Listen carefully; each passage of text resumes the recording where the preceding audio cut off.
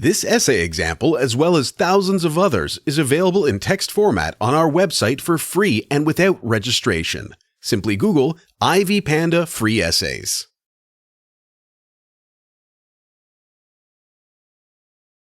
Loneliness is the leading emotion in Wright's poem, A Blessing, as can be deduced from the speaker and pony's feelings towards each other. The poet depicts the two horses as experiencing seclusion because they have been isolated from humankind. Wright uses the horses to impart solitude to his audience by noting, "There is no loneliness like theirs." A critical review of the poet's attachment and concern about the horse's condition reveals that Wright might have been talking about his own desire for human companionship. A blessing seems prosaic at first glance, although a critical review reveals a scant use of poetic devices, such as imagery and paradox. The poem abounds in the clever use of creative figures of speech to create succinct mental images of the scenes depicted by the writer. In essence, Wright has used similes, such as shyly as wet swans and delicate as the skin over a girl's wrist, to prompt the audience's perspectives of the scenes. Further, the poet uses paradox in line 4, which reads, "Darken with kindness," denoting the prevailing mood. Hence, the writer uses imagery to create scenes and advance the emotion of solitude.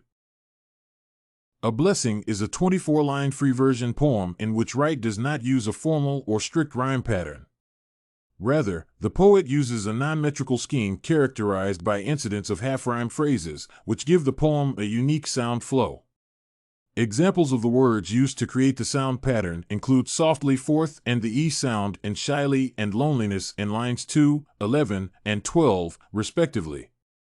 Besides, the poem features a consistent use of active verbs and repetitions, such as the use of the word they from lines 9 to 12, giving the literary work a consistent sound pattern.